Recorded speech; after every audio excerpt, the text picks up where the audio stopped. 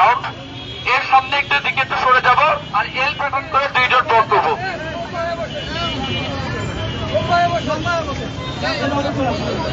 করে দাও। আওয়ামী লীগ নিষিদ্ধ, আওয়ামী লীগ নিষিদ্ধ, আওয়ামী লীগ নিষিদ্ধ। এই রাস্তা এই রাস্তা এই রাস্তা একটা লিগ ধরে ধরা জেলে ভর একটা একটা লিগ ধর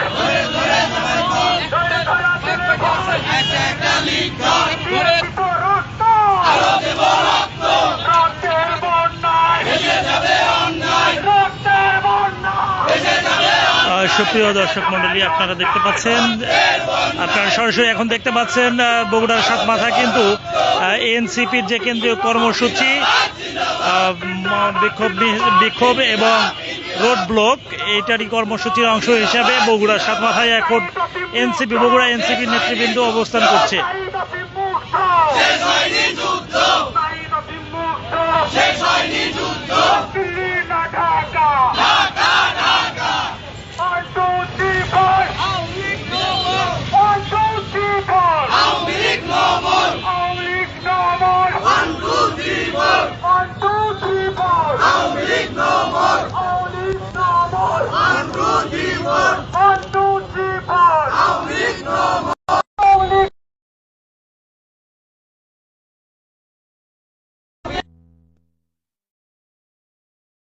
ষোলো বছরের দুঃশাসনের পরে আওয়ামী লীগের 2000 ছাত্র জনতাকে হত্যা করে শেখ হাসিনা ভারতে অবস্থান নিয়েছে।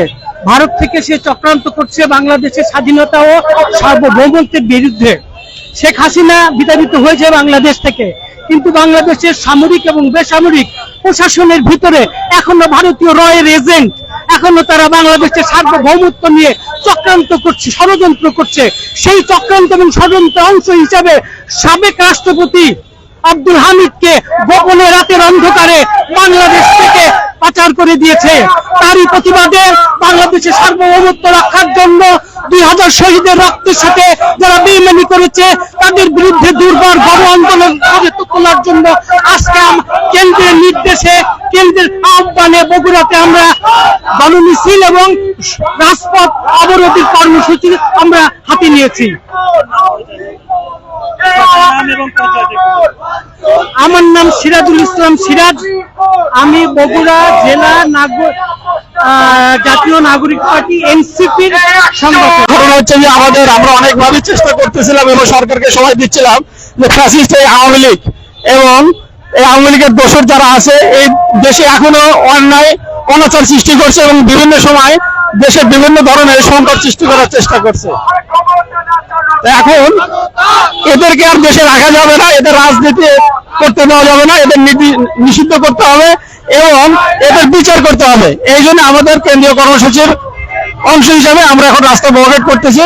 যদি এটা এখন পর্যন্ত শেষ না হয় তাহলে ভবিষ্যতে আরো কঠোর কর্মসূচি আমরা দিব এবং পুরো রাস্তায় এবং দেশকে আমরা অচল করে দেওয়ার চেষ্টা করবো ইনশাআল্লাহ।